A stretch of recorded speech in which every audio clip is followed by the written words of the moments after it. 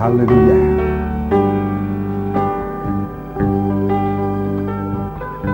Bapa di surga, dalam nama Tuhan Yesus Kristus, ucapan syukur kami persembahkan kepada Engkau sebagai rasa terima kasih kami untuk segala kebaikan yang sudah kami terima dari Dikau Tuhan, dalam pemeliharaan-Mu, pimpinanmu dan kesempatan ini yang sudah Engkau berikan kepada kami. Kami berterima kasih Tuhan. Kami ingin menggunakan kesempatan ini untuk lanjut bersama Dikau Tuhan, mendengarkan firman-Mu, mendengarkan arahan-arahan-Mu Tuhan, mendengarkan nasihat-Mu agar kami hidup di dalamnya dan kami tidak tersesat, tapi kami dikuatkan oleh Engkau Tuhan dalam menghadapi banyak hal-hal. Dan kami benar-benar akan tampil di hadapan hadirat-Mu sebagai seorang yang Engkau sudah kasihi, yang Engkau sudah basuh dengan darah-Mu, dan Engkau mandikan dengan air dan firman, untuk berada di hadapan hadirat-Mu cemerlang, tanpa cacat dan celah. Tuhan, semua ini adalah deretan dari kasih sayang-Mu dalam kami. Dalam apapun yang kami alami, berikan kami dapat mengingat, merenungkan kembali segala kebaikan ini, bahwa Engkau tidak akan membiarkan kami binasa, tapi justru di saat kami dalam keadaan terjepit, dalam keadaan apapun juga Engkau dapat datang untuk melepaskan kami, dan kami berterima kasih kepada Dikau Tuhan. Nyatakan firman-Mu dalam kami pada saat ini. Kuasa-kuasa kegelapan yang mengganggu, menggoda kami saat pemberitaan firman ini, Tuhan, bersatu hati kami panggil nama Engkau buat usir dia, yaitu di dalam nama Tuhan Yesus Kristus. Segala setan kami perintahkan kamu semua dalam nama Yesus, pergi. Darah Yesus yang berkuasa. Terima kasih Tuhan, terima kasih. Terima kasih. Jika mungkin masih ada saudara-saudara kami menuju tempat ini, atau mungkin mereka terhambat atau terhalang jalan mereka di tengah-tengah perjalanan, hiburkan hati mereka dan berkemurahanlah kepada mereka, bimbing. Semoga mereka juga bisa mengikuti pemberitaan firman dan menyembah serta menggunakan tubuh dan darah-Mu pada malam ini ya Bapa. Terima kasih. Haleluya. Dalam nama Yesus kami sudah berdoa. Amin.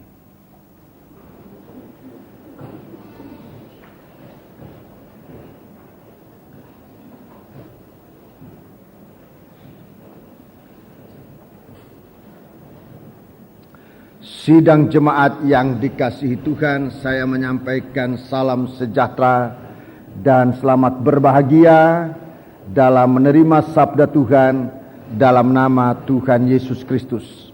Duduklah dengan tenang untuk saat ini kita bisa mendengarkan firman Tuhan dengan sebaik-baiknya. Puji Tuhan.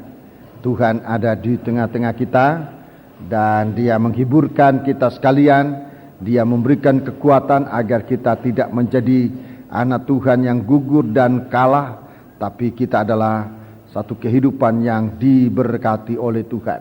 Puji Tuhan. Kita akan lanjut memeriksa firman Allah yang menjadi jaminan kita setiap hari. Berarti firman Allah yang menyucikan kita. Saudara-saudaraku, kalau kita berada dalam penyucian firman, itulah merupakan jaminan hidup kita setiap hari. Kita selalu dalam keadaan terpelihara di dalam Tuhan. Dan marilah kita bersama-sama menggunakan waktu ini untuk mendengarkan firman Tuhan. Sejauh mana firman kita dengar, sejauh mana kita bisa mengerti, sejauh mana kita bisa meyakini firman Allah. Saudara-saudaraku, sejauh itu Tuhan memberikan kita juga pemeliharaan, berkat, baik secara jasmani maupun berkat-berkat rohani. Berkat jasmani itu apa yang kita makan, minum, kita pakai dan sebagainya, itu berkat-berkat cara jasmani, kekayaan uang dan sebagainya. Tapi berkat-berkat rohani, saudara-saudaraku, itu pun diberikan oleh Tuhan kepada kita.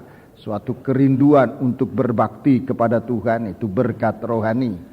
Kalau kita merindukan berbakti kepada Tuhan, kalau kita dalam kesucian, itu berkat rohani. Doa kita didengar oleh Tuhan, itu berkat rohani.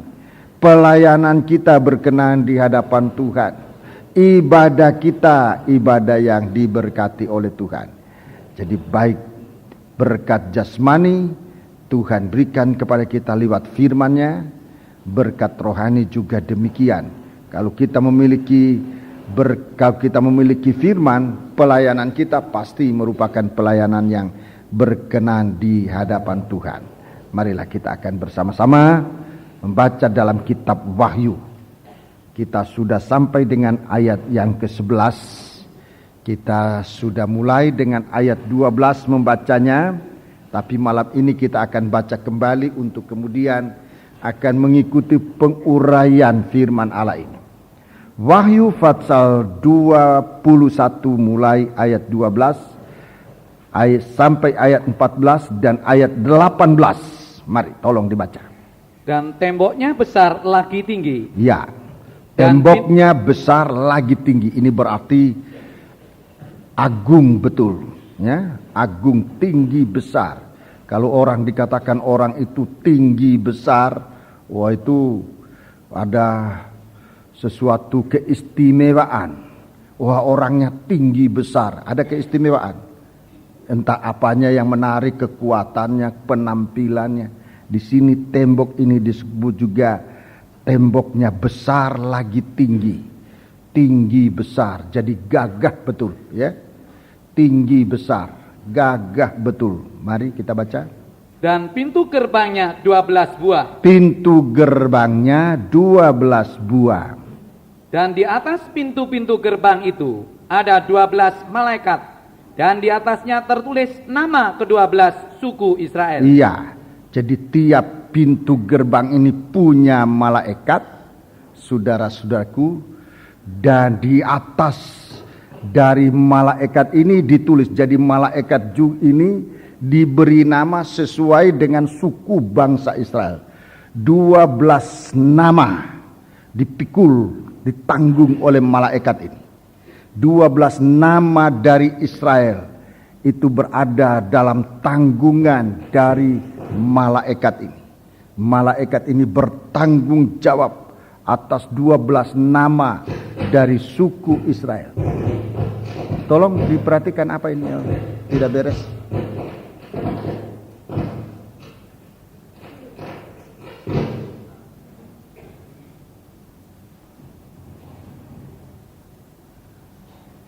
Iya, mari kita bersama-sama berdoa supaya kuasa-kuasa kegelapan tidak sempat mengganggu pemberitaan firman.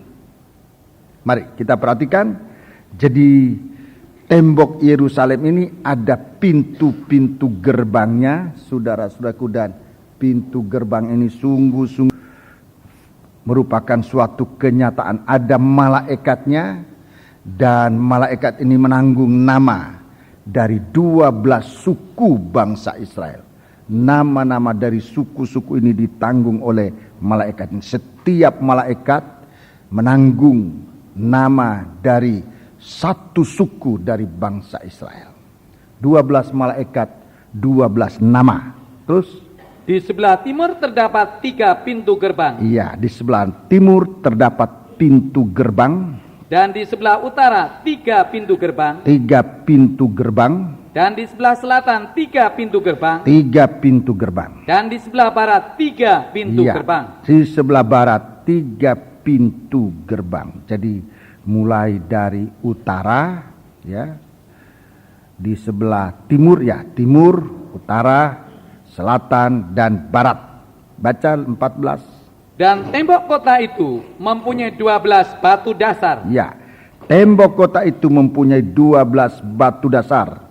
Dan di atasnya tertulis ke-12 nama, ke-12 rasul anak domba itu. Iya, ke-12 rasul. Di dasar ini ditulis nama dari ke-12 rasul. Rasul-rasul ini, ke-12 rasul anak domba. Itu zaman Petrus, Simon, Yohanes dan sebagainya. Ada 12 rasul, itu nama-nama mereka tertulis pada dasar dari Yerusalem baru. Sekalipun mereka sudah meninggal, sudah mati, saudara-saudaraku, ini rasul-rasul sudah mati semua, tetapi mereka masuk di Yerusalem baru. Nama mereka tertulis, tidak terhapus dari Yerusalem. Mereka ini orang yang sudah meninggal. Yerusalem baru itu gambaran dari mempelai perempuan. Sekalipun saudara-saudaraku, rasul-rasul ini sudah meninggal, tapi nama-nama mereka masuk, ditulis pada dasar dari Yerusalem baru. Berarti mereka masuk menjadi bahagian dari tubuh Kristus, dari pengantin, dari mempelai wanita Kristus. Ini bukti yang sangat nyata. Ini bukti yang sangat nyata. Mari kita baca ayat yang ke-18. Tembok itu terbuat dari permata yaspis. Tembok itu terbuat dari permata yaspis. Sampai sekarang saya belum berhasil menemukan dan melihat yang namanya yaspis itu. Jika di antara saudara yang mempunyai itu, kalau saudara tidak keberatan, tolong kasih lihat. Cuma lihat, enggak ngambil, lihat aja. Supaya saya jelas menjelaskan. Kalau saudara memiliki, kalau enggak apa-apa. Nanti kita juga akan berada di kota yang berkeliling temboknya yaspis. Tapi kalau sekarang saudara ada, ya tolonglah, saya mau lihat. Cuma mau lihat aja, enggak mau ambil, lihat aja. Oh, ini tuh yaspis. Jadi kepada jemaat saya tidak ragu-ragu mengatakan indah, betul-betul indah. Saya berani katakan indah sebab memang demikian. Sekalipun saya belum lihat, tapi saya berani mengatakan indah sebab Alkitab mengatakan indah. Saya mau taat pada firman Allah ini. Puji Tuhan. Baca terus. Dan kota itu sendiri dari emas tulen. Ya. Dari emas tulen bagaikan kaca murni. Ya, bagaikan kaca murni. Ya, terima kasih. Sampai di sini. Sampai di sini pembacaan. Jadi beberapa poin yang harus kita periksa di sini tidak lewat tafsiran, tetapi lewat pembukaan firman. Ada beberapa poin yang bagi kita merupakan rahasia, tetapi sekarang ditampilkan dalam wujud yang nyata. Mari kita akan melihat supaya kita mengetahui sejak sekarang nanti tampilnya Yerusalem baru dengan kegagahan ini tinggi dan besar. Saudara-saudaraku, tidak kerdil. Mempelai perempuan ini tidak kerdil, tetapi dalam ukuran yang sangat-sangat tepat, cocok, normal, bahkan cenderung untuk ada keistimewaan. Temboknya tinggi, temboknya besar dan tinggi. Ini bicara tentang kualitas. Ini bicara tentang kualitas dari Yerusalem baru itu. Disebut tinggi besar. Sesuatu yang sangat mengagumkan. Disebut tinggi besar ini menunjuk suatu kekaguman. Ini ada sesuatu yang mengagumkan. Kekaguman atas tembok Yerusalem baru ini bukan nanti saudara-saudaraku baru ada, tetapi Tuhan sudah nyatakan sejak sekarang ini. Orang yang di hadapan Tuhan dikatakan orang yang tinggi dan besar. Tembok ini saudara-saudaraku, nanti saudara akan melihat tembok ini itu bicara dari suatu penampilan seseorang yang diagungkan oleh Tuhan. Orang yang Tuhan memandang besar itu besar, saudara-saudaraku. Orang yang dianggap dipandang oleh Tuhan, seorang yang berwibawa. Saudara-saudaraku, kita lihat di sini disebut tinggi, disebut besar dan tinggi. Kalau dilihat volumenya, orang besar. Kalau dilihat panjang, ukuran panjangnya, ini orang tinggi. Jadi luar biasa. Saudara-saudaraku, kita lihat, saya sudah jelaskan pada beberapa waktu yang lalu mengenai tembok Yerusalem baru itu suatu penampilan wujud dari apa-apa yang Tuhan sudah tampilkan sejak sekarang, bahkan sejak dahulu kala, dahulu zaman Nuh. Zaman Nuh, saudara-saudaraku, belum disebut Yerusalem, belum disebut gereja Tuhan yang namanya mempelai wanita ini, belum disebut Yerusalem baru, belum disebut juga gereja, bahkan belum juga disebut tabernakel. Masih pertama-tama hanya merupakan mezbah. Itu zaman Nuh. Zaman Nuh belum ada rumah Allah, tapi manusia mulai ada hubungan dengan Tuhan lewat mezbah, lewat mezbah Allah. Zaman Nuh itu. Tolong baca, Pak Yakub, tolong sebut ayatnya.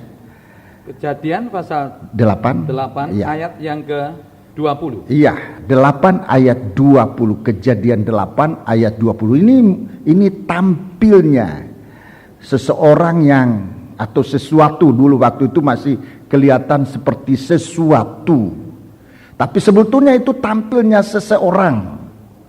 Tidak disebutkan siapa. Sekarang ini dalam sejarah, kalau kita mengikuti langkah sejarah ini, kita akan tampil semacam ini. Tampil pertama bagaikan sesuatu yang sangat sederhana, tetapi mempunyai arti yang tinggi dan besar.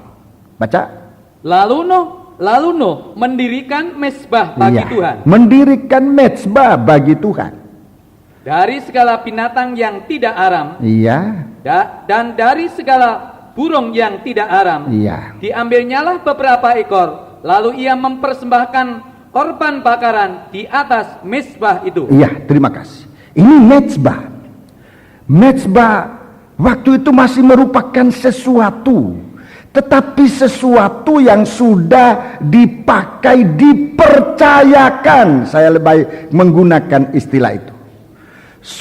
Sesuatu yang sudah dipercayakan untuk menanggung korban pendamaian. Bentuknya masih mezbah, sangat sederhana. Tetapi dalam kesederhanaan ini, dia sudah dipercayakan oleh Tuhan untuk di atas hidupnya, di atas mezbah ini, di atas hidupnya, sudah dipercayakan korban pendamaian. Di zaman kita sekarang itu berita pendamaian. Di zaman kita berita pendamaian. Haleluya. Tolong disambut. Ya. Haleluya. Jadi dulu tembok ini atau rumah Allah atau Yerusalem baru itu bentuknya sederhana, sebuah mezbah.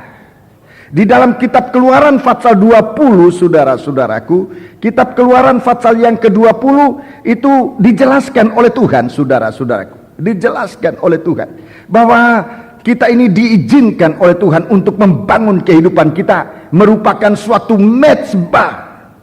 Haleluya. Diizinkan oleh Tuhan. Diizinkan oleh Tuhan. Haleluya. Keluaran pasal 20 mulai ayat 24, saudara lihat di sana.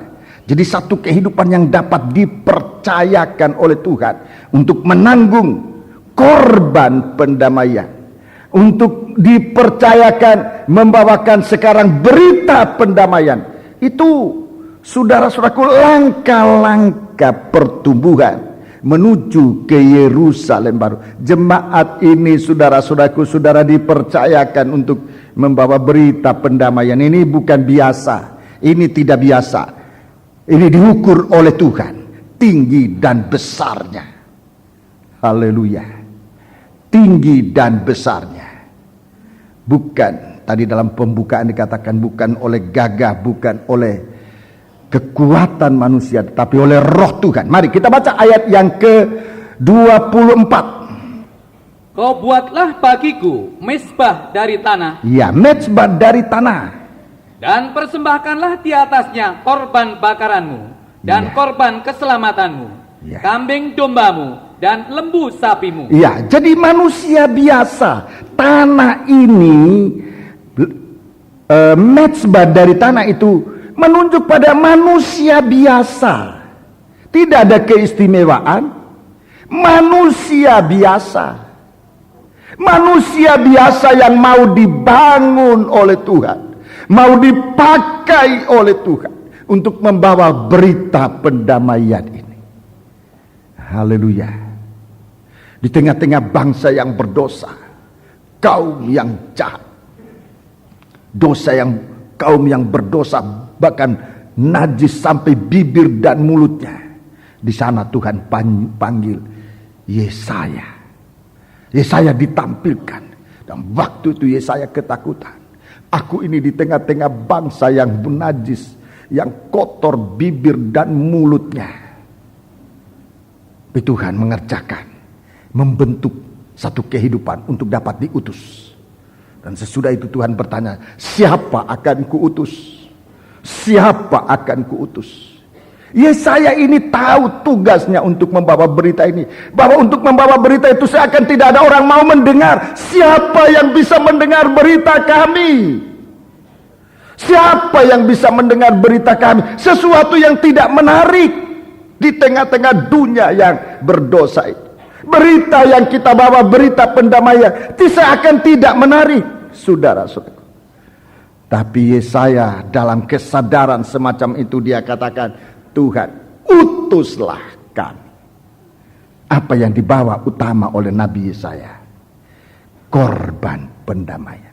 Dia ceritakan tentang Yesus yang merupakan tunas yang timbul, yang tumbuh dari tanah yang kering, dari celah-celah batu. Seseorang yang tidak tampan, seseorang yang tidak menarik, bahkan hitungannya pun tidak termasuk di dalam kita. Seseorang yang menanggung beban, seseorang yang dijelekkan, betapa jeleknya sampai untuk dipandang pun orang tidak sampai hati untuk melihat. Saudara-saudaraku, itu mezbah dari tanah. Siapapun kita ini diperhadapkan di hari-hari ini, saudaraku, menjelang kenyataan dari Yerusalem baru ini. Kita ini diperhadapkan kesempatan. Saya merasakan bahwa kita mendapat kesempatan pertama. Kesempatan pertama untuk menanggung korban pendamaian itu. Dulu zaman Nuh itu mezbah. Di sini lebih jelas disebutkan mezbah itu dari tanah. Baca terus. Perhatikan kalau kita ini mezbah. Pada setiap tempat yang kutentukan, menjadi tempat peringatan bagi namaku, aku akan datang kepadamu dan memberkati engkau. Ini tolong digarisbawahi ini. Seringkali kita mengecilkan kepercayaan Tuhan dengan mengatakan tidak ada berkat. Ini banyak kali, saudara-saudara, mengecilkan kepercayaan Tuhan untuk tidak melakukan tugas pembawa berita pendamaian ini dengan alasan tidak ada berkat. Dan banyak alasan, saudara-saudaraku, yang sesungguhnya mengurangi wujud dari tampilnya Yerusalem baru nanti dengan tembok yang besar dan tinggi. Tembok yang besar dan tinggi. Dimanapun kita berada, pada setiap tempat yang kutentukan, menjadi tempat peringatan bagi namaku. Saudara-saudaraku, aku akan datang kepadamu dan aku akan datang kepadamu dan memberkati engkau. Saudara percaya?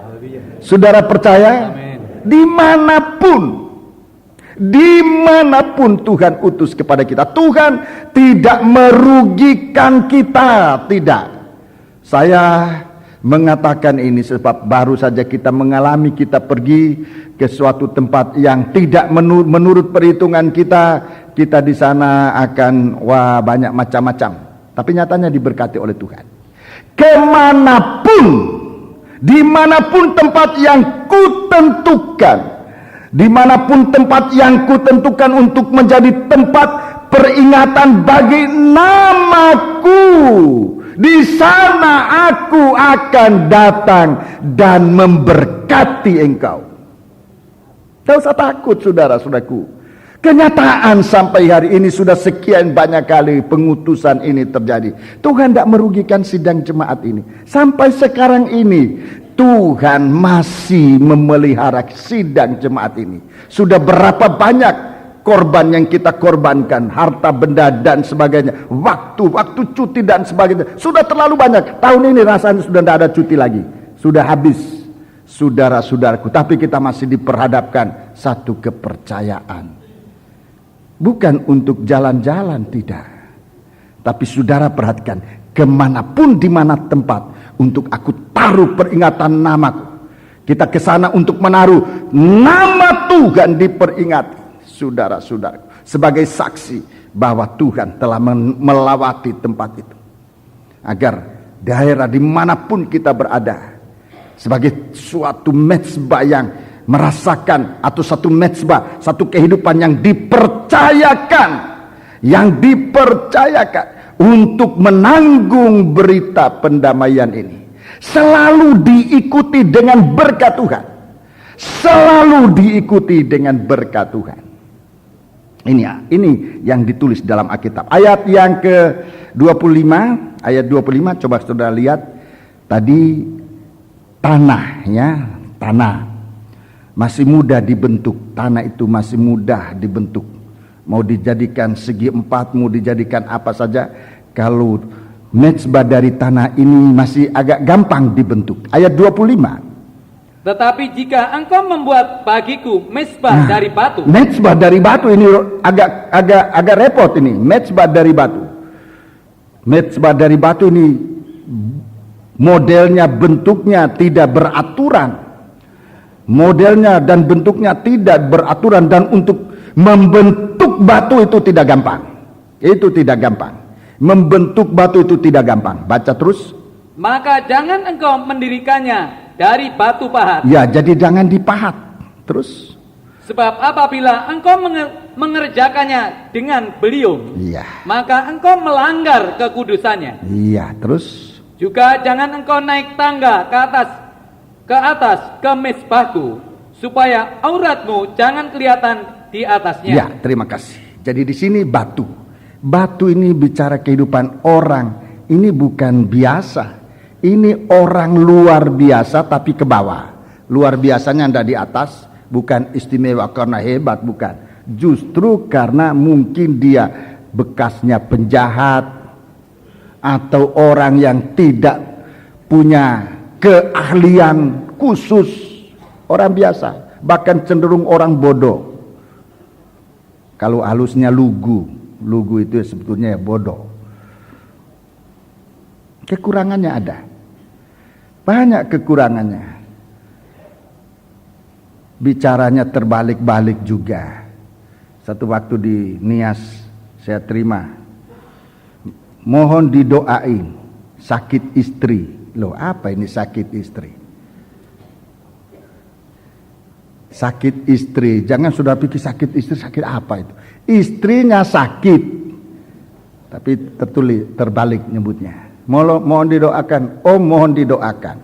Sakit istri, terbalik-balik, tapi dipakai Tuhan.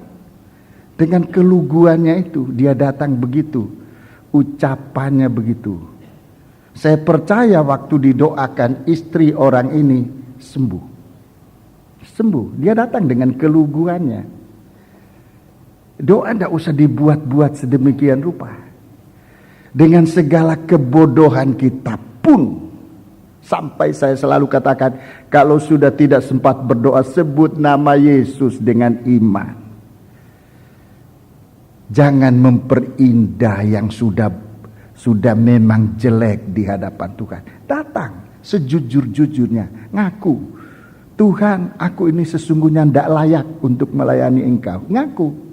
Itu jauh lebih dipandang oleh Tuhan seperti orang yang tinggi dan besar, mengagumkan hati Tuhan, daripada kita seorang yang jahat datang berlagak seperti orang yang baik untuk menunjukkan seolah kita berjasa di hadapan Tuhan. Ini tidak dipakai oleh Tuhan. Kita datang kepada Tuhan bagaikan batu-batu, tetapi rela dibentuk oleh Tuhan. Jangan kita membentuk diri kita sendiri, biarkan Tuhan membentuk kita. Kita datang di hadapan Tuhan, mengaku kekurangan kita. Kalau bodoh ya bilang bodoh, aku bodoh Tuhan.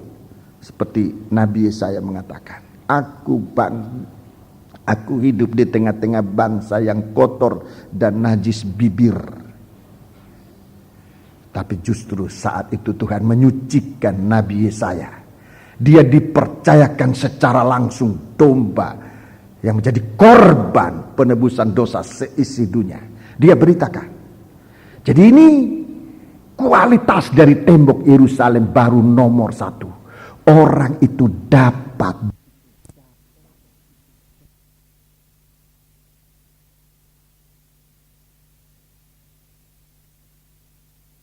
itu kualitas yang disebutkan tinggi dan besar, bukan karena posturnya yang hebat, bukan karena kepandaiannya, bukan karena kekayaannya.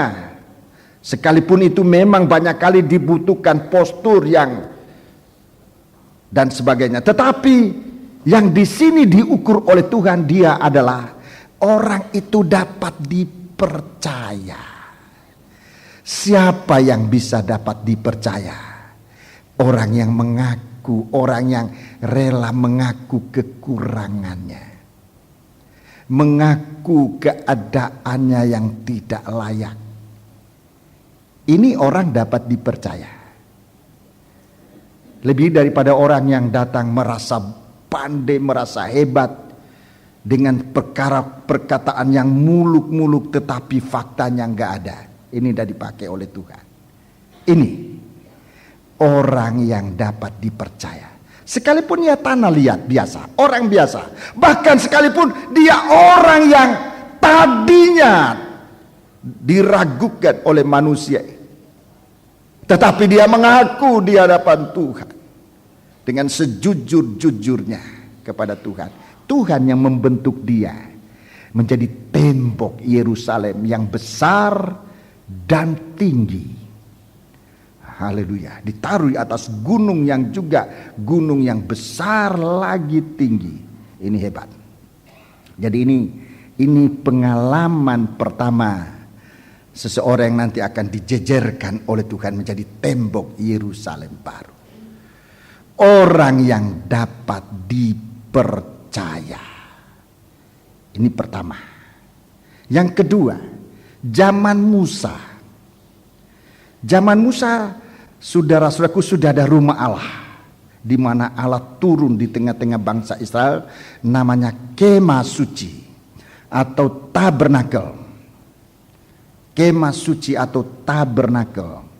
Dalam kitab Keluaran pasal yang ke-26, kitab Keluaran pasal yang ke-26, di sana diceritakan tentang papan-papan dari kayu penaga yang berdiri tegak. Papan-papan yang berdiri tegak. Coba baca ayat 15. Keluaran 26 ayat 15. Haruslah engkau membuat untuk kemah suci papan dari kayu penaga yang berdiri tegak. Berdiri tegak. Ayat 29. Papan-papan itu haruslah kau salut dengan emas.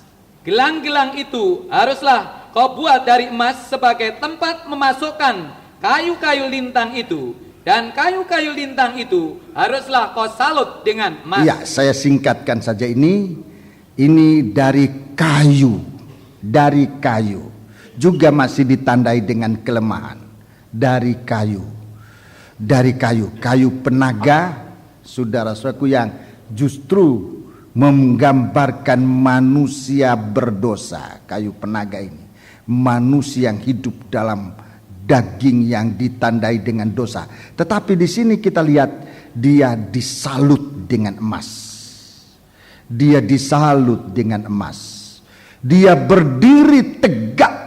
Ini orang yang akan dipakai oleh Tuhan. Dia berdiri tegak di hadapan Tuhan. Dia berdiri tegak di hadapan Tuhan, saudara-saudaraku. Dan setelah diukur, ukurannya sesuai. Jadi dia disalut dengan emas. Dia berdiri tegak, punya ukuran yang cukup. Ayat 2, ayat 16 itu ukurannya, ayat 16. 10 hasta panjangnya. Iya. 10 hasta panjangnya satu papan, dan 1,5 hasta lebarnya tiap-tiap papan. Iya, saya tidak ulangi, ini dulu saya sudah jelaskan dalam kesempatan lalu. Penampilannya seorang yang nanti akan disebut bait Allah, kemah suci, yaitu seorang yang punya pendirian tegak, tidak gampang digoyahkan. Orang yang berdiri tegak, tidak ditiup angin ke kiri dan ke kanan, punya pendirian tegak. Apalagi di hari-hari ini, saudara-saudaraku, gereja Tuhan, Tuhan ingin satu gereja Tuhan yang berdiri tegak, tidak gampang diombang-ambingkan dengan berbagai-bagai angin, jenis angin pengajaran yang semuanya itu menipu manusia. Itu dalam Efesus 4. Jadi Tuhan mau supaya kita ini satu kehidupan berpendirian tegak. Suatu pendirian tegak Tuhan pandang. Tuhan tidak lihat kayunya lagi. Setelah dia berdiri tegak, Tuhan tidak lihat kayunya lagi. Yang dilihat hanya emas. Dia sudah disalut dengan emas.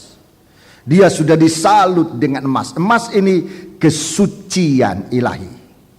Emas ini kesucian ilahi. Saudara-saudaraku, orang semacam ini tidak sulit untuk berfellowship, tidak sulit. Tidak sulit. Sebab ukurannya ukuran diberi oleh Yesus, 1,5 hasta lebarnya. Saya sudah jelaskan tentang ukuran 1,5 hasta. Itu ukuran di mana di sesudah 1,5 hasta selalu ada Yesus. Di atas mezbah korban bakaran, diukur dari bawah 1,5 hasta, ditemukan korban anak domba. Yesus sebagai korban pendamaian. Meja roti sajian, mejanya dari roti sajian, ukuran tingginya 1,5 hasta. Sesudah itu di atas 1,5 hasta, meja 1,5 hasta, di atasnya ada roti kehidupan. Itulah Yesus Kristus.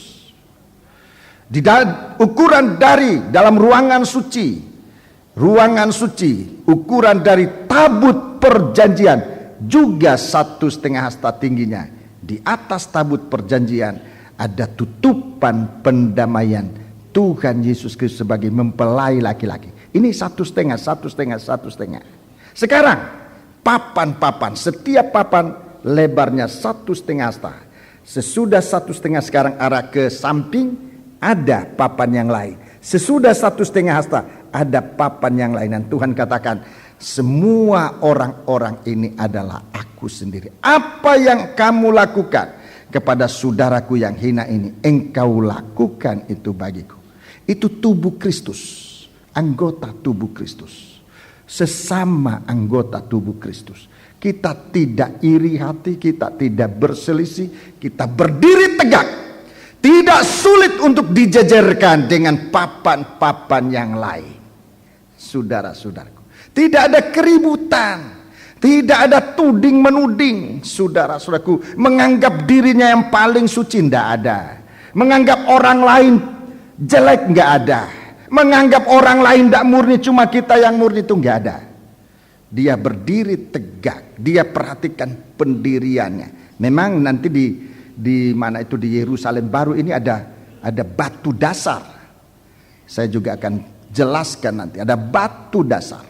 Jadi orang-orang ini orang-orang yang punya pendirian. Orang-orang punya pendirian benar di hadapan Tuhan. Berpendirian benar, itu orang yang di hadapan Tuhan disebut tinggi besar. Tembok yang besar lagi tinggi di hidupnya sekarang. Selain dari dapat dipercaya, orang ini sendiri punya pendirian sehat. Contohnya Nabi Yohanes Pembaptis. Contohnya itu Nabi Yohanes Pembaptis. Coba kita baca dalam Injil Matius. Kita baca dalam Injil Matius. Kita lihat di sana seorang yang oleh Tuhan dianggap tinggi, besar, hebat, ya, karena pendiriannya. Injil Matius pasal yang ke mari kita baca. Injil Matius pasal 11. Injil Matius pasal 11. Lebih dahulu kita baca ayat 11. Injil Matius pasal 11. Kita membaca ayat yang ke-11. Aku berkata kepadamu, sesungguhnya di antara mereka yang dilahirkan oleh perempuan tidak pernah tampil seorang yang lebih besar daripada Yohanes Pembaptis, namun yang terkecil dalam kerajaan surga lebih besar daripadanya. Iya, terima kasih. Ini Nabi Yohanes Pembaptis. Ia orang besar. Kenapa dia disebut besar? Coba kita baca di dalam ayat yang ke-7. Tadi ayat itu tetap masih pasal 11, ayat yang ke-7. Atau kita baca mulai ayat 2 saja. Kita lihat ini orang disebut besar. Dalam percobaan tidak goyah. Itu ujiannya. Dalam percobaan tidak goyah.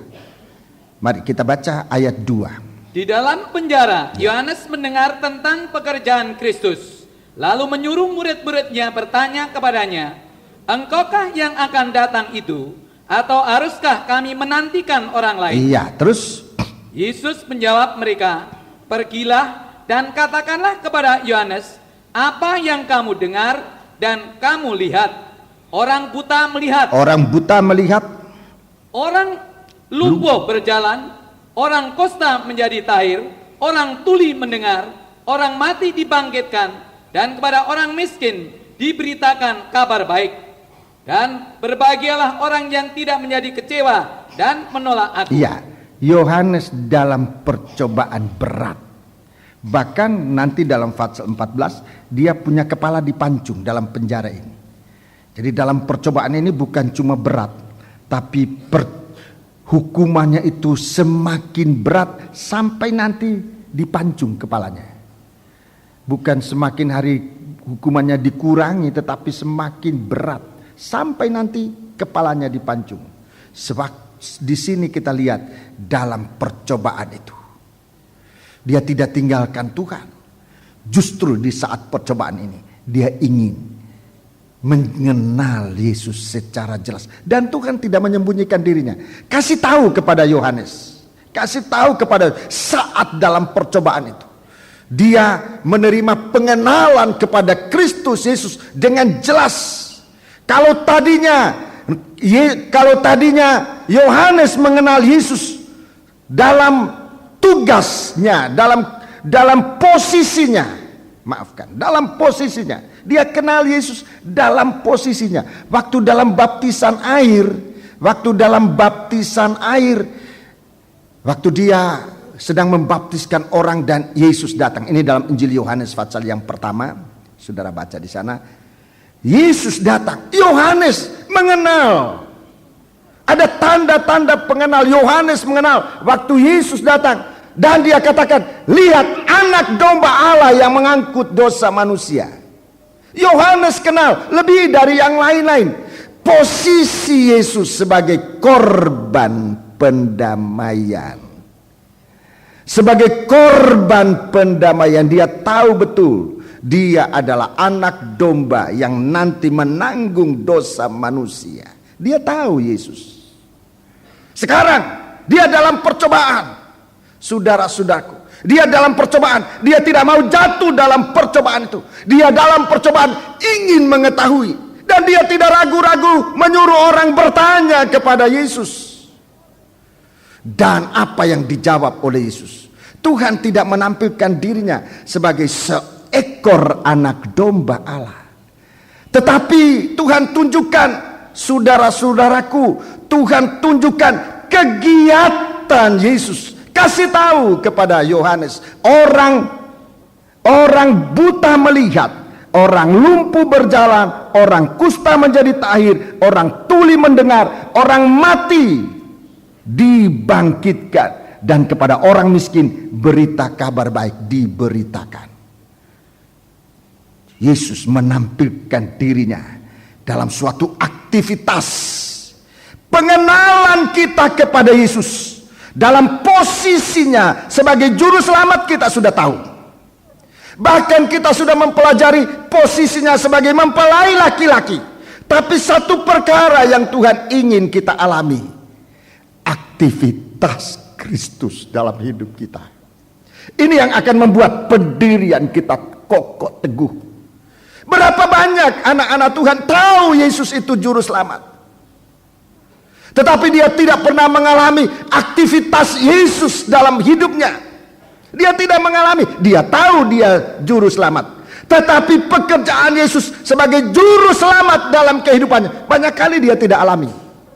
Tapi kalau kita diizinkan oleh Tuhan mengalami percobaan seperti Tuhan izinkan Yohanes mengalami percobaan, masuk dalam penjara, diizinkan. Mungkin percobaan kita karena sakit. Kenapa Tuhan izinkan kita sakit? Banyak kali Tuhan ingin menjelaskan kepada kita bahwa Yesus itu adalah tabib yang berkuasa.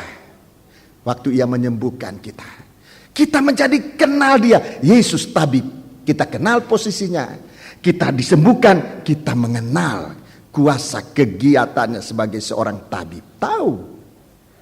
Sekarang kita diajarkan oleh Tuhan, Yesus itu mempelai laki-laki. Di dalam percobaan kita akan merasakan kalau kita mau jadi satu tembok yang berdiri kuat, tinggi dan besar, sebagai bagaikan papan yang tidak goyah. Saudara-saudara, kita berdiri teguh di hadapan Tuhan. Banyak kali kita diizinkan oleh Tuhan mengalami percobaan seperti seorang diri, tetapi Tuhan hadir untuk menyatakan kuasa bahwa kita tidak seorang diri. Di saat kita dalam kelemahan, sebagai seseorang yang mungkin dikucilkan, disisihkan, diteror, seorang diri, tidak ada yang bisa tahu masalah dan sebagainya, Yesus menunjukkan ini. Jadi dua perkara yang dipertunjukkan oleh Tuhan kepada Yohanes untuk meneguhkan posisi, supaya dia bagaikan papan yang berdiri tegak. Posisi dari Yesus sebagai anak domba Allah itu dia sudah kenal, tapi aktivitas Yesus sebagai domba, sebagai anak domba Allah ini yang diterima oleh Yohanes saat dia mengalami percobaan. Itu sebabnya kalau kita mengalami percobaan, saudara sekumari, jangan lari ke sana ke sini, jangan putus asa. Jangan putus. Berbahagialah orang yang tidak menjadi kecewa dan menolak aku. Menjadi orang Kristen mengalami semacam percobaan, justru pada saat itu Tuhan akan tampil dalam kegiatannya yang sebenarnya, menolong siapapun juga, menolong seorang asing, seorang pendatang, memberikan dia tumpangan, menolong seorang yang sakit, menyembuhkan dia, menolong siapapun juga, seorang yang ditinggalkan, bagaikan seorang janda yang ditinggalkan oleh suaminya. Banyak kali diperlakukan dengan semena-mena oleh siapapun juga. Tapi kalau Tuhan tampil, dia mempelai laki-laki, dia akan menunjukkan kepada kita untuk kita mengerti bahwa dia dengan kegiatannya sesuai dengan posisinya sebagai mempelai laki-laki, dia akan membela kita. Ini yang Tuhan ajarkan. Secepatnya kita lihat itu. Secepatnya, seperti Yohanes itu, secepatnya dia mendengar itu, dia tidak menjadi kecewa, dia tidak menjadi menolak Tuhan, dia menerima Tuhan. Dengarkan pembelaan Tuhan, ayat 7. Ayat 7. Dengarkan. Ini papan yang berdiri tegak. Ini papan yang berdiri tegak. Nanti di Yerusalem dia disebut tembok yang tinggi dan besar. Ayat yang ke-7. Setelah murid-murid Yohanes pergi, mulailah Yesus berbicara kepada orang banyak itu Iya. tentang Yohanes. Tentang Yohanes. Untuk apakah kamu pergi ke padang gurun? Iya. Melihat bulu yang digoyangkan angin kian kemari? Iya, ini bulu yang digoyang angin kian kemari. Ini bukan tembok. Ini tembok dari bulu, ini pagar bambu. Tidak kuat, roboh. Ditiup angin sudah roboh. Angin barat dia miring ke timur. Angin selatan dia miring ke utara. Kalau angin dari timur, barat, dan utara sudah goyang-goyang gini dia. Pusing 7 keliling. Saudara-saudaraku, ini orang kayak gini ini. Jadi Tuhan mau berikan keteguhan. Kamu mau lihat apa? Orang macam Yohanes itu. Sebatang bulu? Tidak, baca terus. Atau untuk apakah kamu pergi melihat orang yang berpakaian halus? Ya. Orang yang berpakaian halus itu tempatnya di istana raja. Terus ayat 9. Jadi untuk apakah kamu pergi? Coba perhatikan, untuk apa kamu pergi? Melihat nabi? Melihat nabi? Benar. Benar. Ya. Dan aku berkata kepadamu, Iya. bahkan lebih daripada nabi. Lebih itu tinggi dan besar. Oh, nabi ini besar.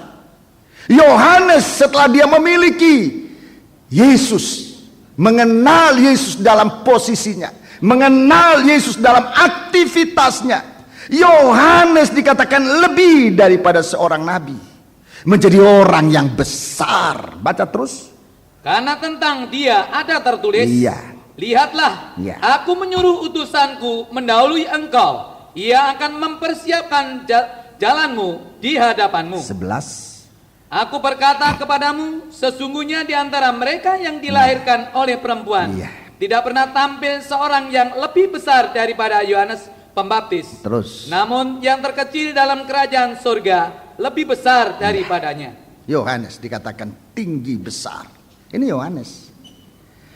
Jadi banyak kali Tuhan mau mengajar kita mengenal dia. Mengajar kita mengenal dia. Mengenal posisinya. Kita bisa kenal dia dari berita.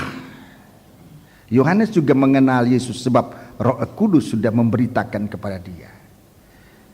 Roh Kudus sudah di dalam Yohanes 1, di dalam Injil Yohanes pasal 1 ayat 29 dan selanjutnya, saudara bisa membaca dia. Tadinya aku tidak mengenal dia, kata Yohanes, tetapi dia yang mengutus aku memberitahu kepada siapa Roh turun, dialah itu. Dia adalah anak Allah. Yohanes kenal dia, anak domba Allah. Dia adalah anak Allah. Sekarang aktivitas domba Allah, aktivitas sebagai anak Allah, sebagai imam besar yang melayani manusia dalam kepicikannya. Dia tahu, dia punya pengalaman. Para siswa-siswi, kalau engkau diizinkan oleh Tuhan mengalami pengalaman percobaan, Tuhan tampil, Tuhan ingin mengajarkan aktivitas Tuhan dalam engkau. Waktu engkau lapar, waktu engkau sakit, waktu engkau dihina, waktu engkau difitnahkan dan sebagainya, Tuhan tampil supaya pengenalan kita lengkap. Kita kenal dia adalah anak Allah, dia adalah domba Allah, tetapi aktivitasnya kita kenal, kita akan menjadi orang yang kuat, berpendirian teguh, tidak gampang goyah. Di dalam 2 Korintus pasal 11 ayat 2, 3 dan 4. Surat 2 Korintus pasal 11 ayat 2 sampai dengan 4. Kita lihat jemaat yang goyah. Jemaat yang sudah dididik begitu bagus, bagaikan seorang gadis yang suci, tetapi goyah. Aku khawatir sebab kalau ada orang datang memberitakan Injil yang lain, kamu terima saja, kamu sabar aja, terima aja. Kalau ada orang datang memberitakan Injil yang lain, kamu terima saja. Kalau ada orang datang memberitakan roh yang lain, kamu terima saja. Ini gambar orang yang tidak bisa masuk ke Yerusalem baru. Mengapa? Sebab dia gampang terombang-ambing, tidak punya pendirian teguh. Itu sebabnya biar kita mempunyai suatu pendirian yang teguh dalam hidup kita. Itu tembok. Dalam 1 Petrus pasal 2, baca ini sekarang lebih tinggi lagi. 1 Petrus pasal 2. 1 Petrus pasal 2. Kita baca ayat 1. 1 Petrus pasal 2 ayat 1, 2 dan selanjutnya. Ini. Karena itu, buanglah segala kejahatan, Iya. segala tipu muslihat, dan segala macam kemunafikan, Iya. kedengkian, dan fitnah. Iya. Dan jadilah sama seperti bayi yang baru lahir. Iya, ini nomor 1. Jadilah seperti bayi yang baru lahir. Terus. Yang selalu ingin akan air susu yang murni Iya. dan yang rohani, supaya olehnya kamu bertumbuh dan beroleh keselamatan. Jika kamu benar-benar telah mengecap kebaikan Tuhan, Iya. dan datanglah kepadanya, Datang kepadanya. batu yang hidup itu, Iya. yang memang dibuang oleh manusia, tetapi yang dipilih dan dihormat di hadirat Allah. Baca terus. Dan biarlah kamu juga dipergunakan sebagai batu hidup Iya, dipergunakan sebagai batu yang hidup. Terus. untuk pembangunan suatu rumah rohani, Iya, pembangunan suatu rumah rohani. bagi suatu imamat kudus, Iya. untuk mempersembahkan persembahan rohani yang karena Yesus Kristus berkenan kepada Allah. Ayat 9. Tetapi kamulah bangsa yang terpilih, Iya. imamat yang rajani, Imamat yang rajani. bangsa yang kudus, Ya. umat kepunyaan Allah sendiri, supaya kamu memberitakan perbuatan-perbuatan yang besar dari Dia. Perbuatan besar. Memberitakan perbuatan besar. Ini harus orang besar. Tidak mungkin saya suruh anak kecil untuk membawa berita besar. Perbuatan besar itu dipercayakan kepada orang besar. Terus. Yang telah memanggil kamu keluar dari kegelapan kepada terangnya yang ajaib. Iya, terima kasih. Ini yang langkah yang sesudah ini hanya tinggal satu langkah lagi menjadi tembok Yerusalem. Dibangun menjadi rumah Allah, menjadi batu yang hidup. Batu yang hidup, saudara-saudaraku, dimulai dengan disebutkan menjadi anak yang baru lahir. Ini yang menjadi besar, yang merendahkan diri akan ditinggikan. Yang mengecilkan diri itu nanti yang akan dianggap oleh Tuhan menjadi besar di hadapan Tuhan. Ini 1 Petrus pasal yang kedua. Jadi bukan orang sombong, bukan. Tembok Yerusalem baru, itulah orang yang dilahirkan baru sesuai dengan kehendak Allah. Dia tidak membesarkan dirinya. Dia seperti anak kecil yang merindukan air susu. Dia menjadi tumbuh sehat, saudara-saudaraku, dan dia menjadi batu yang hidup. Belum disebut batu yang indah, disebut batu yang hidup. Menjadi suatu kerajaan dari imam-imam atau imam-imam yang berkerajaan, sama. Menjadi imam-imam dan raja-raja. Jadi tembok Yerusalem ini adalah imam-imam dan raja-raja. Haleluya. Orang yang dengan segala kerendahan hati melayani Tuhan, mempersembahkan persembahan. Dan karena dia mempersembahkan dengan segala kerendahan hati, maka persembahannya itu berkenan kepada Allah. Itu yang selalu dia alami. Ini tembok Yerusalem, besar lagi tinggi. Ini tembok Yerusalem. Haleluya. Di dalam di dalam surat Roma pasal 11 ini disebut kerajaan Israel. Mari kita baca Ibrani pasal 11. Roma pasal 11. Ini kerajaan Israel.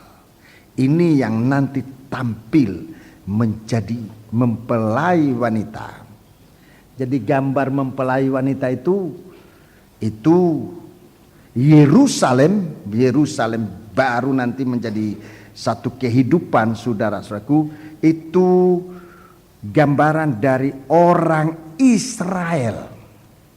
Jangan lekas marah, orang Israel. Oh, kok orang Israel? Kita baca dalam Roma pasal 11. Roma pasal 11. Roma pasal 11. Kita baca ayat 25. Ayat 25. Roma 11 ini saudara bisa pelajari sungguh-sungguh, saudara akan menemukan dan mengerti apa yang saya jelaskan ini. Baca.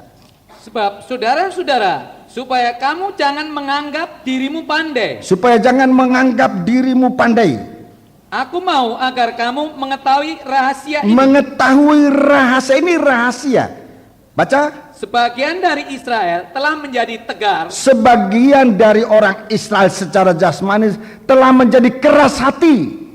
Sampai jumlah yang penuh dari bangsa-bangsa lain telah masuk. Sampai jumlah bangsa-bangsa itu bangsa kafir telah masuk. Terus? Dengan jalan demikian, seluruh Israel akan diselamatkan. Seluruh Israel akan diselamatkan. Seperti ada tertulis, dari Sion penebus. Akan datang penebus. Ia akan menyingkirkan segala kefasikan daripada Yakub. Terus? Dan inilah perjanjianku dengan mereka, apabila aku menghapuskan dosa mereka. Apabila aku menghapuskan dosa mereka. Ini Israel. Ini yang menjadi mempelai wanita.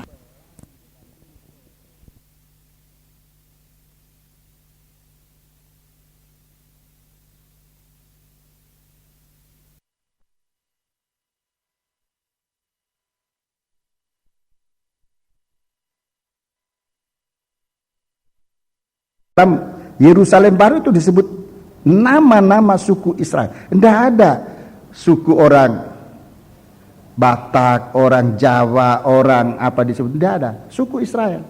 Jadi harus masuk Israel. Suku apa saja, suku apa tidak disebut. Hanya suku Israel. Seluruh suku Israel, seluruh bangsa Israel ini akan selamat. Inilah yang menjadi Yerusalem baru, mempelai wanita. Setuju? Wah, saudara tegang kelihatannya. Lalu di mana kita orang kafir ini? Tegang. Tidak usah tegang, dengar baik-baik. Saya kasih contoh ini, ya. Saya kasih contoh ini. Kalau ini disebutkan, coba.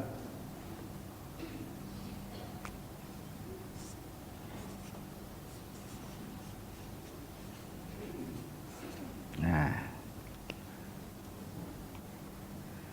Saudara bisa membaca yang dekat-dekat, yang jauh mungkin tidak bisa.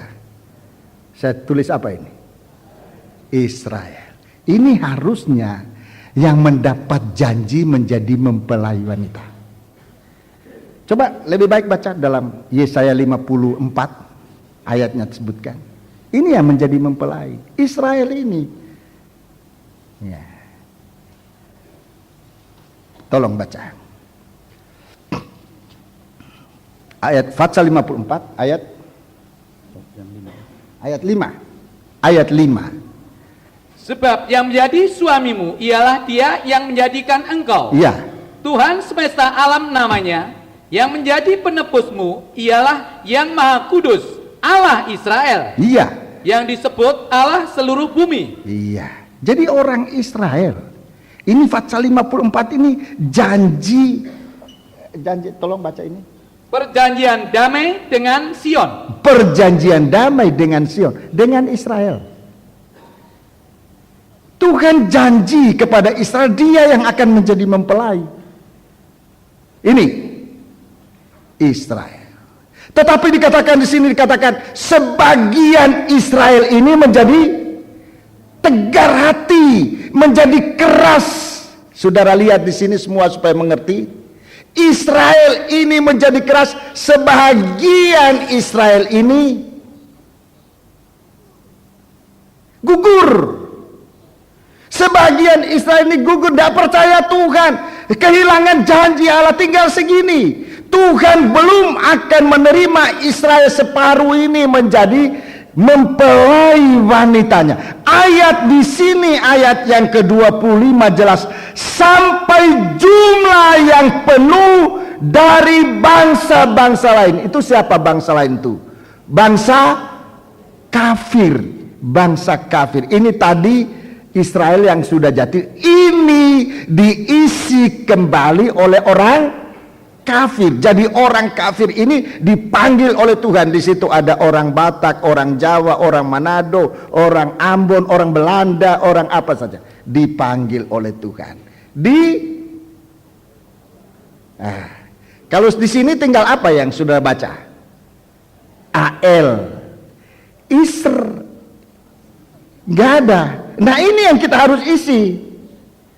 ISR, supaya menjadi jelas saudara-saudaraku. Jadi kita ini dipakai oleh Tuhan untuk mengisi supaya menjadi kita bangsa kafir. Batu-batu ini diubahkan oleh Tuhan menjadi anak-anak Ibrahim.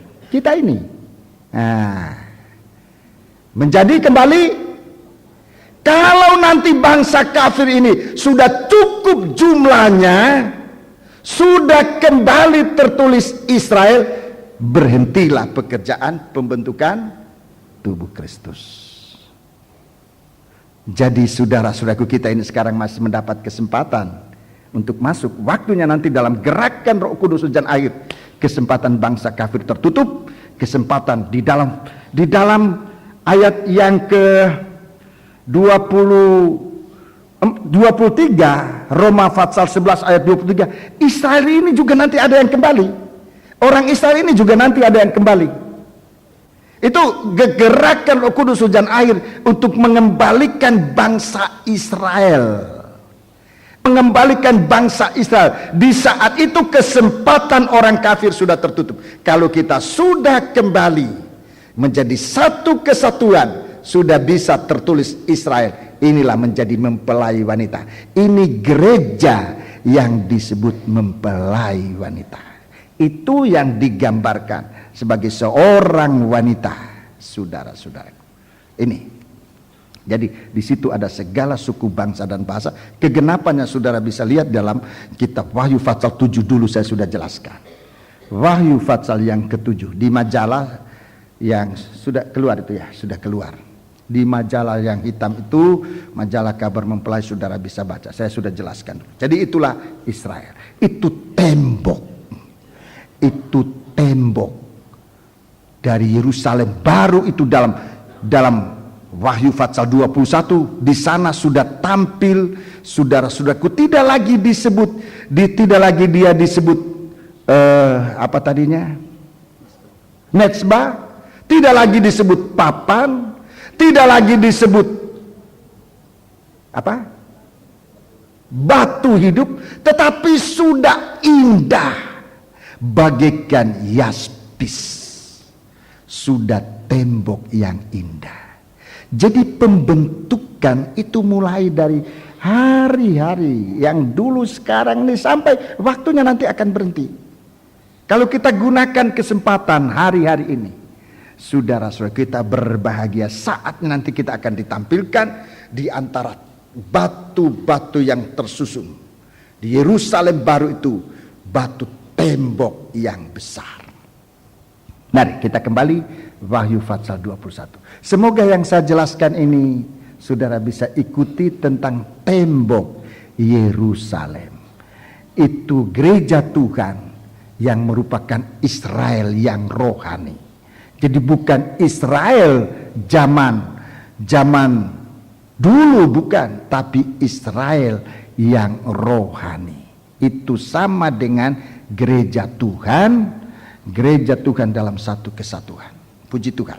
Jadi mari kita sekarang ini mengalami hal semacam ini. Tembok Yerusalem baru besar lagi tinggi. Coba saudara lihat, siapa yang dibesarkan oleh Tuhan, siapa yang ditinggikan, dimuliakan oleh Tuhan. Orang-orang tadi, orang-orang yang dapat dipercaya, orang yang berdiri tegak, orang-orang bagaikan batu yang hidup. Dalam surat Efesus dikatakan tersusun rapi menjadi rumah Allah. Tersusun rapi. Orang yang tidak bikin kekacauan, tapi tersusun rapi menjadi rumah Allah. Haleluya. Di situ ada segala suku, bangsa, dan bahasa. Haleluya. Mari kita kembali dalam kitab Wahyu pasal 21. Itu yang kita sudah lihat. Nah, mari kita baca sekarang. Temboknya, ayat 12, temboknya besar lagi tinggi, dan pintu gerbangnya 12 buah. Pintu gerbangnya 12 buah. Dan di atas pintu-pintu gerbang itu ada 12 malaikat, dan di atasnya tertulis nama ke-12 suku Israel. Haleluya. Ada pintu gerbang 12 pintu gerbang. Di dalam kitab Wahyu ini tidak disebutkan secara jelas, tetapi dalam kitab Yehezkiel disebut jelas. Pintu gerbang itu ada nama-nama orang Israel. Pintu gerbang ini ada nama-nama orang Israel. 12 nama. Kita baca Yehezkiel pasal yang ke-48, pasal terakhir, mengakhiri nubuatan dari Yehezkiel. Yehezkiel pasal yang ke-48, pasal 48. Yehezkiel ini juga mendapat nubuat, melihat penglihatan tentang bait Allah. Tentang bait Allah, dan dia mengakhiri, saudara-saudaraku, mengakhiri nubuatannya dengan melihat tembok dan pintu gerbang Yerusalem baru. Mari kita membaca ayat yang ke-30. Ayat 30. Inilah pintu-pintu keluar kota itu. Ya. Di sisi sebelah utara, yang ukurannya adalah 4.500 hasta.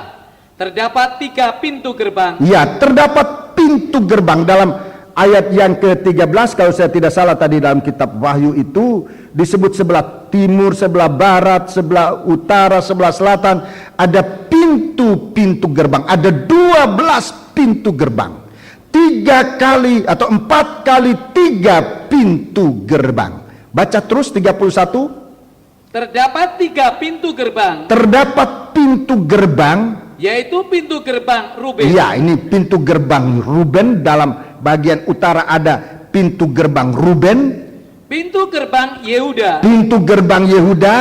Dan pintu gerbang Lewi. Ya, jadi ini jelas, pintu gerbang ini jelas ada nama-namanya. Ini artinya nyata, fakta.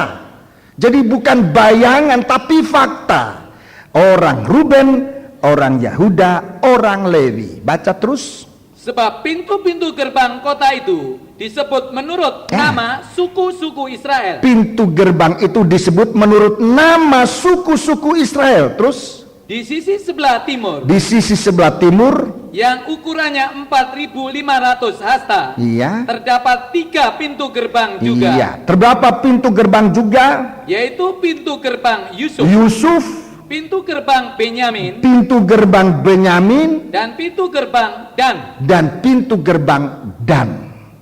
Baca terus. Di sebelah selatan, yang ukurannya 4.500 hasta, Ya. terdapat 3 pintu gerbang Terdapat pintu gerbang juga, yaitu pintu gerbang Simeon, pintu gerbang Simeon, pintu gerbang Isakar, pintu gerbang Isakar, dan pintu gerbang Sebulon. Zebulon. Sekarang yang terakhir sebelah barat. Di sisi sebelah barat, Iya. yang ukurannya 4.500 hasta, terdapat 3 pintu gerbang juga, Iya. yaitu pintu gerbang Gad, pintu gerbang Asyer, pintu gerbang Naftali. Jadi sekeliling kota itu adalah 18.000 hasta. Sejak hari itu nama kota itu ialah Tuhan hadir di situ. Tuhan hadir di situ. Tuhan ada di sini. Jadi pintu gerbang itu menunjukkan hadirnya Tuhan. Haleluya. Pintu gerbang itu menunjuk hadirnya Tuhan. Kitab Kejadian pasal 28, Kitab Kejadian pasal 28, di sana kita menemukan pintu gerbang jauh sebelum Nabi Yesaya, jauh sebelum Rasul Yohanes melihat di Pulau Patmos, sudah ditunjukkan oleh Tuhan kepada Yakub. Kebetulan yang baca ini adalah Pak Yakub. Mari, Kitab Kejadian pasal 28. Kitab Kejadian pasal 28, catat. Kita tidak punya waktu untuk baca sekarang. Saudara baca di rumah saja. Ayat 10 sampai ayat 22. Sebuah mimpi. Nanti dalam kitab Yeskiel menjadi nubuat, suatu penglihatan nubuat kepada Yohanes Pembaptis. Rasul Yohanes sudah merupakan fakta, kenyataan kita sekarang.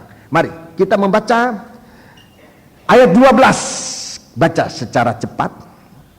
Maka bermimpilah ia, di bumi ada didirikan sebuah tangga yang ujungnya sampai di langit, dan tampaklah malaikat-malaikat Allah turun naik di tangga itu. Ya, jadi ada malaikat-malaikatnya. 13. Berdirilah Tuhan di sampingnya dan berfirman, Ya. Akulah Tuhan Allah Ibrahim, Allah Ibrahim, nenekmu, Ya. dan Allah Ishak. Tanah tempat yang engkau berbaring ini akan kuberikan kepadamu dan kepada keturunanmu. ya, kepada keturunanmu, kepada Israel. Tanah ini akan menjadi milik Israel. Haleluya, baca terus. Keturunanmu akan menjadi seperti debu tanah banyaknya, Ya. dan engkau akan mengembang ke sebelah Ya, timur. mengembang ke timur. Ada pintu sebelah timur. Perkembangan ini harus membuka pintu sebelah timur. Ada pintu di sebelah timur mengembang ke timur. Barat ada pintu sebelah barat. Utara ada pintu sebelah utara. Dan selatan. Seluruh muka bumi ada pintu-pintu gerbang ini. Oh, haleluya. Saya merasa kemurahan Tuhan membaca ini. Semua di utara, selatan, barat, dan timur ada pintu gerbang Yerusalem baru. Untuk apa? Pintu gerbang untuk kita masuk ke dalam Yerusalem baru. Haleluya, baca terus. Dan olehmu serta keturunanmu semua kaum di muka bumi akan mendapat berkat. Ya, semua kaum.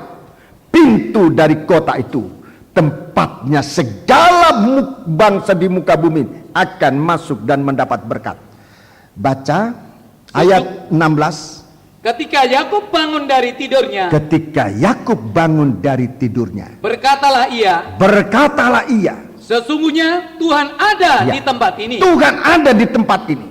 Nabi Yeskiel mengatakan Allah hadir di sini. Tuhan hadir di sini. Yakub mengatakan sesungguhnya Tuhan ada di sini. Jadi jangan main-main di dalam rumah Allah. Tuhan ada di sini. Jangan menunjukkan sikap yang aneh-aneh dalam rumah Allah. Tunjukkan sikap sebagai orang yang beribadah. Mengapa? Sebab Allah ada di sini. Allah ada di sini. Baca terus. Dan aku tidak mengetahuinya. Iya. Ia takut. Dan berkata. Alangkah dahsyatnya tempat ini. Alangkah dahsyatnya tempat ini. Ini tidak lain dari rumah Allah. Ini adalah rumah Allah. Terus. Ini pintu gerbang surga. Ini pintu gerbang surga. Rumah Allah ini pintu gerbang surga. Haleluya. Dan kalau kita masuk pintu gerbang surga ini, Tuhan percayakan salah satu nama dari Israel. Saudara percaya?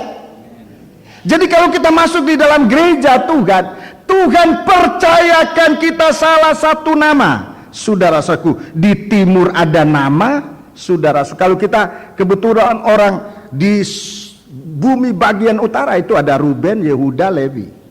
Kalau kita ini orang sebelah timur. Nama siapa yang ada? Yusuf, Benyamin, atau Dan? Ini saya ngomong aja, jangan terlalu ini saya ngomong gambaran. Di timur, utara, barat, selatan ada pintu gerbang, ada kesempatan masuk. Dan setiap kita masuk pada pintu gerbang, kita dipercayakan untuk memakai nama orang Israel. Sehingga dalam satu kota Yerusalem baru itu ada nama dari Israel. Ada nama Israel, saudaraku. Kalau orang di barat ada Gad, Asher atau Naftali. Kalau orang di sebelah selatan, Simeon, Isakar, Sebulon. Ada pintu gerbangnya, tidak usah takut. Wah, aku kalau pergi nanti ada pintu gerbang. Di mana-mana di 4 penjuru bumi ini sekarang sudah ada gereja-gereja Tuhan. Percaya saudara? Saudara percaya? Saya pernah satu kali dibawa oleh Tuhan sampai di bagian selatan dari Amerika. Itu sudah tidak tahu, lupa kota itu apa namanya itu. Ya? Bukan pertemuan, lebih selatan lagi waktu kita itu masih orang. Apa namanya itu lupa saya. Itu sudah selatan sekali, suasananya sudah suasana kutub. Dari situ ke kutub tinggal 1 jam lagi sudah kutub selatan. Masih ada gereja di situ, ada gereja. Ya, jadi tim utara, timur, selatan, barat itu gereja. Yang sangat menarik hati saya di sini, saudara-saudaraku. Dalam coba kita baca kembali, dan ini saudara perhatikan kitab Wahyu. Kitab Wahyu pasal yang ke-21 ini sangat menarik hati saya. Ayat yang ke-12. Dan temboknya besar lagi tinggi. Ya. Dan pintu gerbangnya 12 buah. Pintu gerbang 12 buah. Perhatikan. Dan di atas pintu-pintu gerbang itu ada 12 malaikat. Ada 12 malaikat. Di atas pintu gerbang itu ada 12 malaikat. 12 pintu gerbang, 12 malaikat. Ada 12 malaikat. Setiap pintu gerbang 1 malaikat. Bisa diterima saudara-saudaraku? Bisa diterima? 12 pintu gerbang, ada 12 malaikat. Berarti setiap pintu gerbang ada 1 malaikat. Ada 1 malaikat. Mari baca. Dan di atasnya tertulis nama ke-12 suku Israel. Jadi di atas malaikat itu dia tampil menanggung nama 12 suku bangsa Israel. Jadi tampilnya bangsa Israel itu dibawa oleh seorang malaikat. Seorang malaikat ini datang dari Tuhan. Malaikat itu datang dari Tuhan. Dia adalah gembala. Setiap pintu gerbang punya 1 malaikat. Punya malaikat. Haleluya. Dia yang menanggung. Malaikat itu menanggung nama dari Yerusalem, dari orang Israel. Nama dari sidang jemaat itu. Di dalam kitab Wahyu, saya sudah jelaskan Wahyu pasal 1. Malaikat itu dia adalah gembala sidang jemaat. Dia adalah bintang sidang jemaat. Wahyu pasal 2 dan 3. Setiap malaikat itu disebut dengan nama jemaat. Katakan kepada malaikat jemaat di Efesus. Jadi malaikat itu menanggung nama jemaat Efesus. Katakan kepada jemaat di Smyrna. Katakan kepada malaikat jemaat di di Pergamus. Katakan kepada jemaat yang di Tiatira. Katakan kepada malaikat jemaat yang di Sardis. Malaikat jemaat yang di Philadelphia. Dan yang terakhir di mana yang terakhir? Di Laodikea. Jadi malaikat ini dia menanggung nama dari jemaat. Dia menanggung kesalahan kekurangan dari jemaat. Malaikat ini harus tampil mempertanggungjawabkan di hadapan Tuhan. Haleluya. Haleluya. Waktu bangsa Israel keluar dari Mesir, mereka dalam perjalanan menuju ke tanah Kanaan. Kepada mereka dipercayakan oleh Tuhan seorang malaikat yang memimpin mereka. Tuhan utus seorang malaikat. Aku akan mengutus seorang malaikat memimpin kamu. Jadi kejadian-kejadian ini bukan nanti di Yerusalem baru, tidak. Sejak sekarang bagaimana tampilnya malaikat Tuhan, bintang di dalam sidang jemaat. Untuk apa? Untuk di atas pundaknya rekan-rekan hamba Tuhan, di atas pundak kita terletak nama dari sidang jemaat yang harus kita pertanggungjawabkan keselamatannya di hadapan Tuhan, siang maupun malam, saudara-saudaraku. Jadi jangan main-main menjadi gembala. Jangan main-main menjadi gembala. Nasib dari sidang jemaat dipertaruhkan oleh Tuhan di atas pundak kita sebagai gembala. Haleluya. Harus jelas. Di sini jelas, bahkan tempatnya pun jelas, bahwa malaikat-malaikat itu dengan nama dari nama-nama orang Israel. Di dalam Yehezkiel itu jelas dibagi-bagikan nama-nama itu. Haleluya. Dalam Keluaran pasal 23, lebih dibaca. Keluaran pasal 23. Keluaran pasal 23. Kalau malaikat itu diutus oleh Tuhan, tidak usah ragu-ragu, saudara-saudaraku. Kalau dia adalah malaikat yang ditempatkan oleh Tuhan, diutus oleh Tuhan, tidak usah ragu-ragu. Apapun keadaannya, Tuhan menyertai kita sekalian. Pasal 23 ayat 20. Sesungguhnya aku mengutus seorang malaikat berjalan di depanmu. Ya, aku mengutus seorang malaikat berjalan di depanmu. Untuk melindungi engkau di jalan dan untuk membawa engkau ke tempat yang telah kusediakan. Perhatikan, rekan-rekan hamba Tuhan, tugas kita itu tidak gampang. Ini teguran, janji dan teguran kepada Israel. Aku mengutus kepadamu seorang malaikat berjalan di depanmu. Dia akan membawa engkau ke tempat yang telah kusediakan.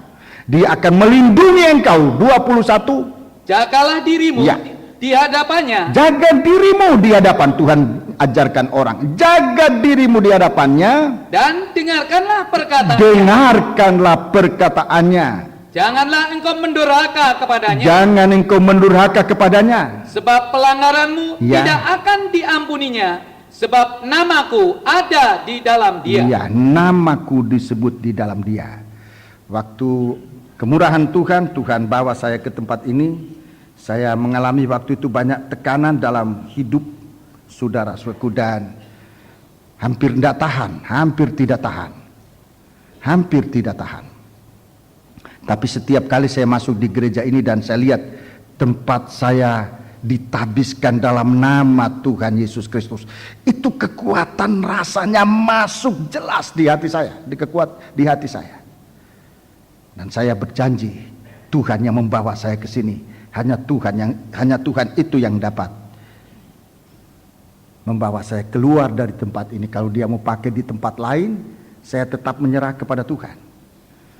Tapi tidak ada satu kekuatan lain bisa, saudaraku, mengalihkan seorang yang ditempatkan oleh Tuhan, di mana nama Tuhan ditaruh di situ.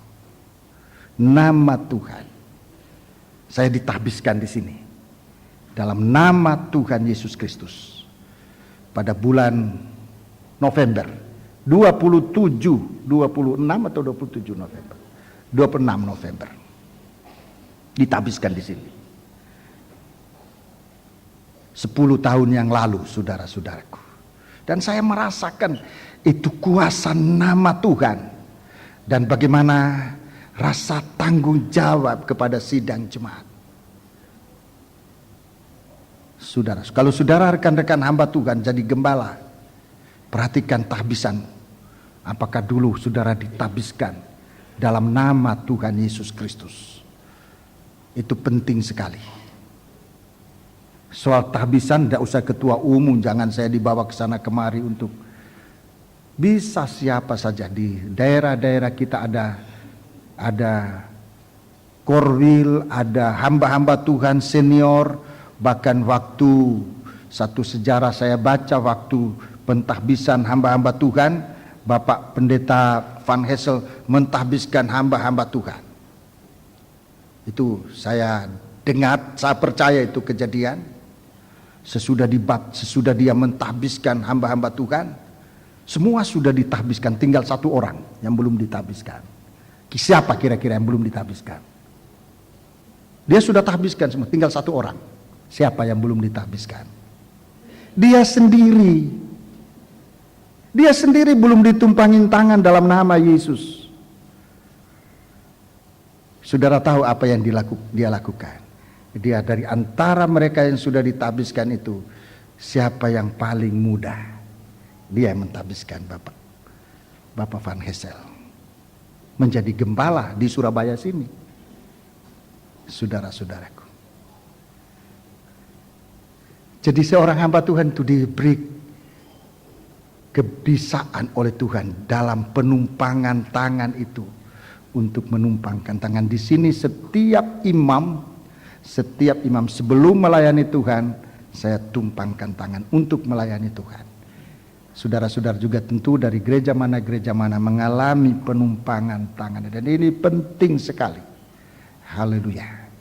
Di mana di atasnya, sebab pelanggaranmu tidak akan diampuninya, sebab namaku ada di dalam dia. 22, ayat 22. Ini ayat terakhir. Ayat 22. Tetapi jika engkau sungguh-sungguh mendengarkan perkataannya dan melakukan segala yang kufirmankan, maka aku akan membasmi musuhmu. Aku akan membasmi musuhmu dan melawan lawanmu. Ayat 24. Janganlah engkau sujud menyembah. Ayat 23, maafkan, 23. Sebab malaikatku akan berjalan di depanmu dan membawa engkau kepada orang Amori, orang Het, orang Feris, orang Kanaan, orang Hewi, dan orang Yebus. Perhatikan yang terakhir itu. Dan aku akan melenyapkan mereka. Aku akan melenyapkan musuh-musuh. Ini disebut ini musuh-musuh. Tuhan yang berperang ganti. Aku akan melenyapkan musuh-musuh. Mari kita menempatkan diri kita di hadapan Tuhan. Yesus adalah gembala agung kita. Setiap pribadi harus tergembala. Setiap pribadi harus tergembala. Sebab kita berada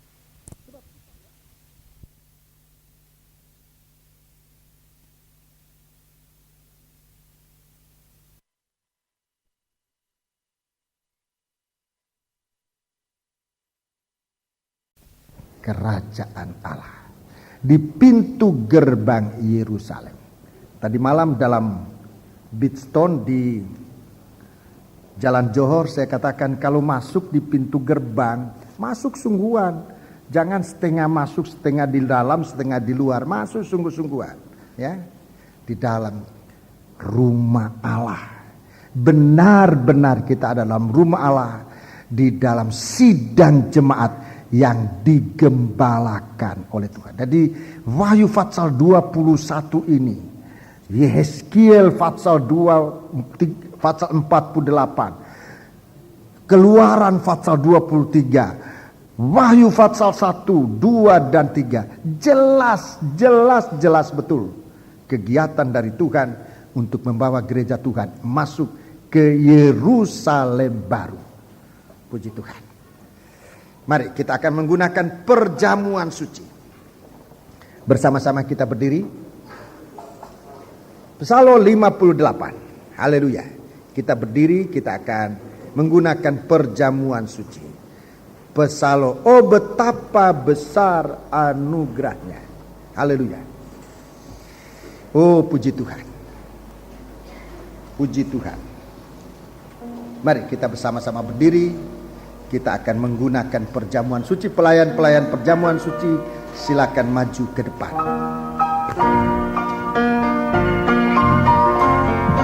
Haleluya.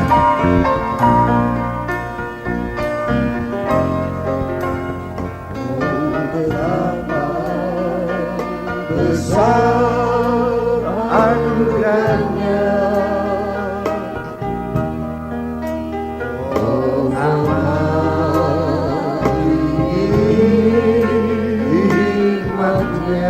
Haleluya. Kau menjadikan kita mempelainya. Oh, betapa agungnya kasih Allah. Oh, betapa besar anugerahnya. Haleluya.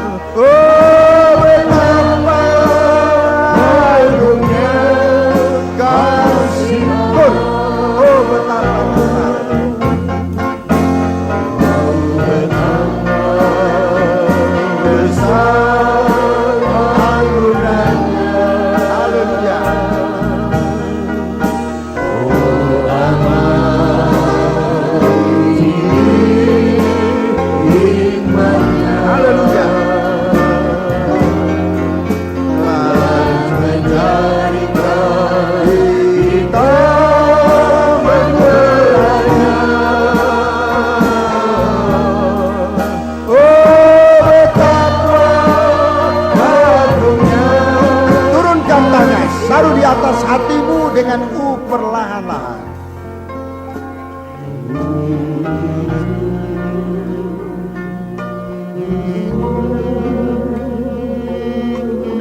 Haleluya. Bapa, kalau tembok Yerusalem itu besar,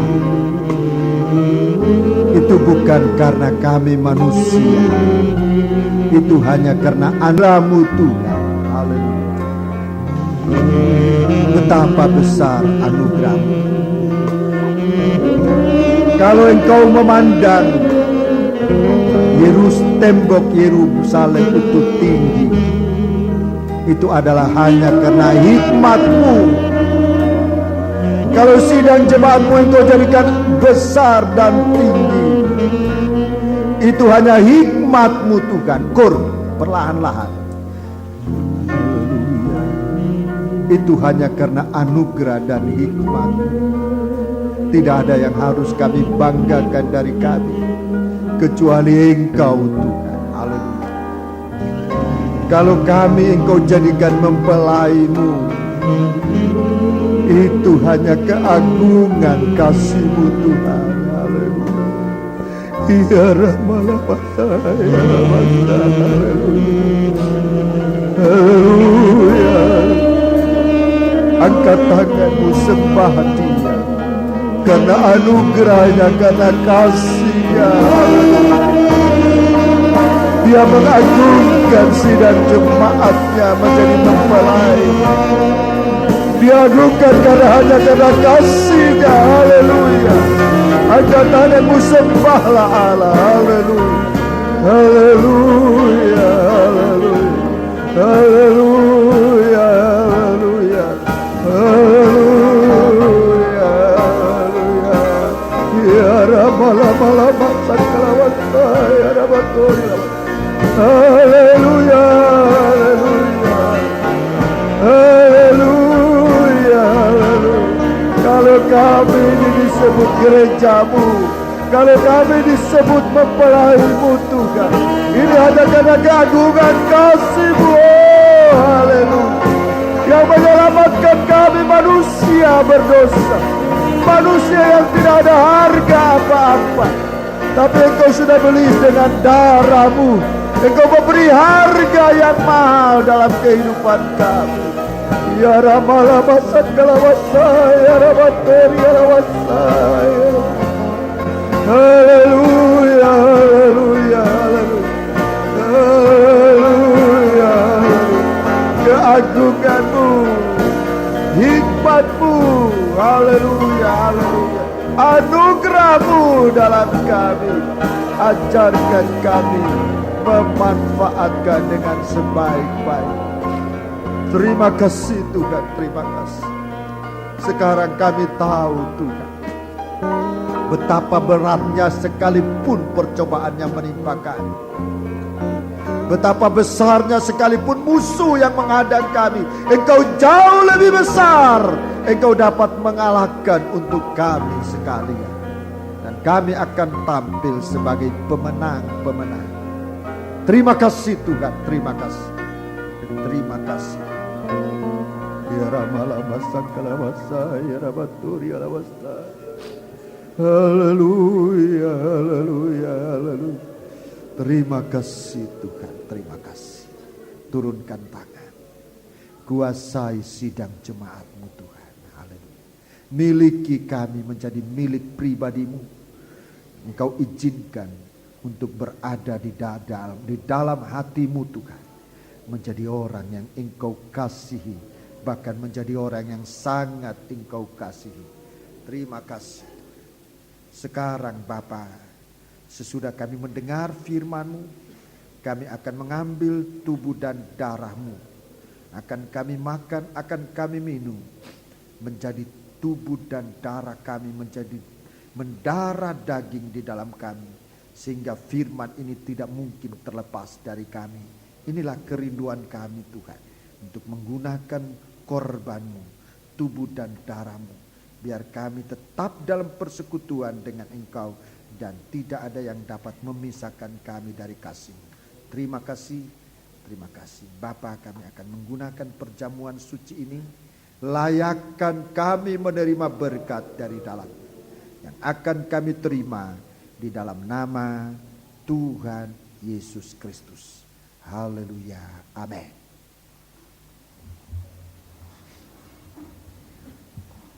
Oh, betapa besar anugerahnya. Sambil kita